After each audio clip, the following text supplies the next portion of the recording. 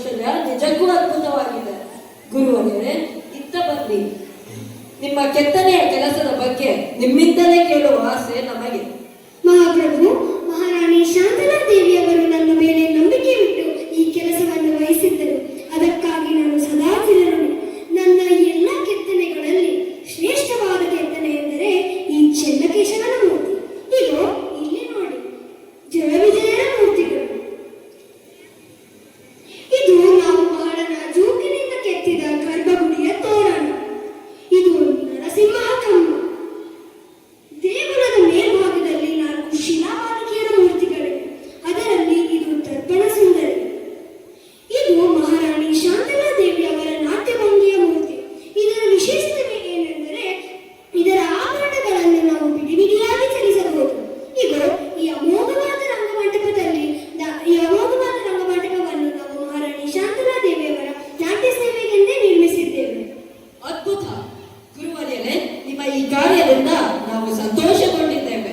ಸೂರ್ಯ ಚಂದ್ರನಿರುವ ತನಕ ನಿಮ್ಮ ಕೀರ್ತಿ ಶಾಶ್ವತವಾಗಿರಲಿ. ಇಂದಿನಿಂದ ನೀವು ಅಮರಶಿಲ್ಪಿ ಜಗನ್ನಾಚಾರ್ಯರಂತೆ ಪ್ರಸಿದ್ಧವಾಗುವಿರಿ. ಧನ್ಯವಾದ ಮಹಾಪ್ರಭು. ದೇವಿ, ದೇಗುಲದ ಮಧ್ಯಭಾಗದಲ್ಲಿರುವ ಈ ಅಮೋಘವಾದ ರಂಗಮಂಟಪದಲ್ಲಿ ನಿಮ್ಮ ನೃತ್ಯ ಸೇವೆ ನಡೆಯಲಿ. ಆಗಲಿ ಮಹಾಪ್ರಭು.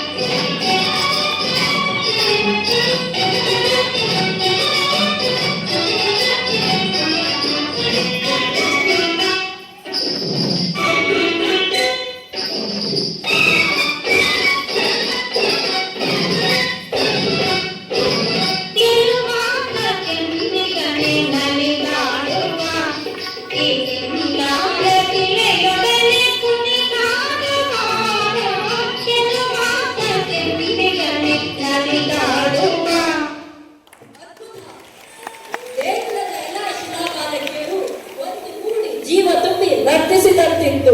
ಅತ್ಯಾನಂದವಾಯಿತು ದೇವಿ. ಧನ್ಯವಾದ ಮಹಾಪ್ರಭು. ಮಹಾಪ್ರಭು, ದೇವಾಲಯದ ದ್ವಾರದಲ್ಲಿ ಹುಲಿಯ ಪ್ರತಿಮೆಗಳಿವೆ. ನಿಮ್ಮ ಲಾಂಛನದ ಚಿಹ್ನೆಯು ಅದೇ ಆಗಿದೆ. ಇದರ ಮಹತ್ವವೇನು ಪ್ರಭು? ಪ್ರಜೆಗಳೇ, ಹೊಯ್ಸಳ ಸಾಮ್ರಾಜ್ಯದ ಈ ಲಾಂಛನದ ಹಿಂದೆ ಒಂದು ಕಥೆ ಇದೆ. 10ನೆಯ ಶತಮಾನದಲ್ಲಿ ಸುದತ್ತಾಚಾರ್ಯರ ಶಿಷ್ಯನಾದ ಸಳನು ಹೇಗೆ ಈ ಸಾಮ್ರಾಜ್ಯವನ್ನು ಕಟ್ಟಿದನೆಂಬುದನ್ನು ನೋಡೋಣ ಬನ್ನಿ.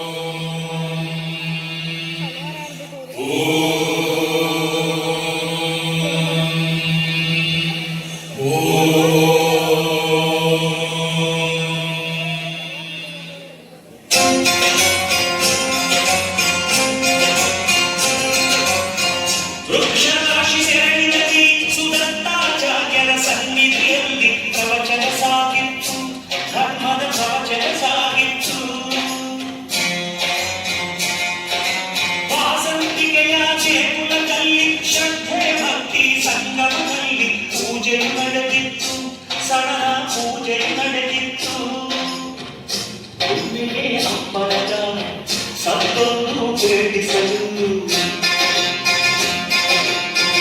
ಅಲ್ಲಿಂದ ಜನರೆಲ್ಲ ಅಲ್ಲೋಲ ಕಲ್ಲೋಲ ಹೊಂಬಿಸಿಲೇರುವ ಸುಂದರ ಸಮಯಕ್ಕೆ ಬಂದಿತು ಹುಲಿಯೊಂದು ಕಚ್ಚಿಸಿ ಕುರುಗಿತು ಹುಲಿಯೊಂದು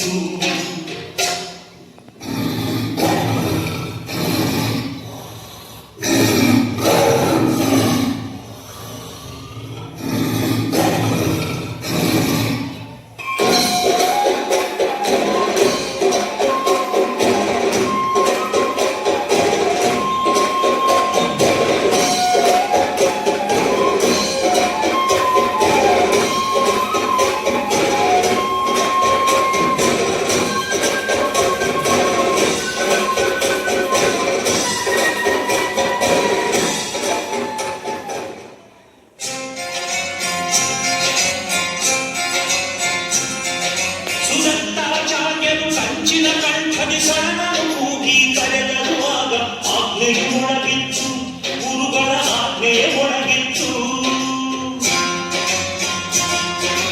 ವೀರಾವೇಶದ ಶೌರ್ಯದಲ್ಲಿ ಶಿಷ್ಯನು ಸೆಣಸಿದ ರೋಷದಲ್ಲಿ ಹುಲಿಯದು ಕೆರಳಿತ್ತು ಹಸಿದಿಹ ಹುಲಿಯದು ಕೆರಳಿತ್ತು ಹೊಯ್ ಸಲ ಹೊಯ್ ಸಲ ಹೊಯ್ ಸಲ ಸಲ ಆಗ ಸಲ ಹೊರಟಾಗಿ ಗಲ್ಲು ಗಲಿತಾನಾಗಿ ಧೈರ್ಯದಿ ಹೋರಾಡಿ ಗೆದ್ದನು ಮುಂದಾಗಿ ಊರಿನ ವೀರನ ಮೆಚ್ಚುತ ಜನತೆಯು ಸಡನಲು ಹರಸಿತ್ತು ಕೆಚ್ಚದೆ ಸಡನಲು ಹರಸಿತ್ತು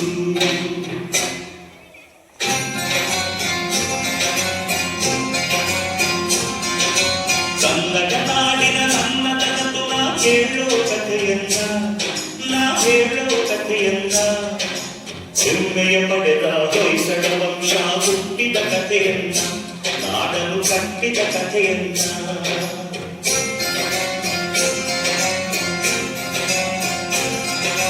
ಹುಲಿಯನು ಕೊಂದ ವೀರನನ್ನು ಗುರುಗಟ್ಟುವಾಗ ಹರಸಿದನು ಕಟ್ಟಿದ ಸಳನು ರಾಜ್ಯವನ್ನು ಅನುಪಮ ಹೊಯ್ಸಳ ರಾಜ್ಯವನ್ನು ಹುಲಿಯನು ಕೊಲ್ಲುವ ಅಕ್ಷರ ಹಿಡಿದು ಗದ್ದುಗೆ ಏರಿ ಆಳ್ವಿಕೆ ಮೆರೆದು ಚರಿತ್ರೆ ಮೊದಲಾಯಿತು ಹೊಯ್ಸಳ ಚರಿತ್ರೆ ಮೊದಲಾಯಿತು ಸಾಹಿತ್ಯ ಚೇರಾಗಿ ಶಿಲ್ಪಕಲೆ ನೂರಾಗಿ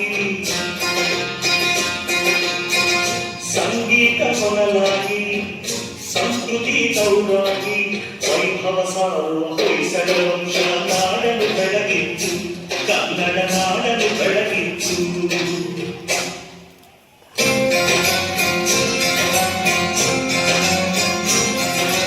ಕನ್ನಡ ನಾಡಿನ ನನ್ನ ತರತು ನಾ ಹೇಳೋ ಕಥೆಯನ್ನ ನಾ ಹೇಳೋ ಕಥೆಯನ್ನ ಹೆಮ್ಮೆಯ ಪಡೆದ ಹೊಯ್ಸಳ ವಂಶ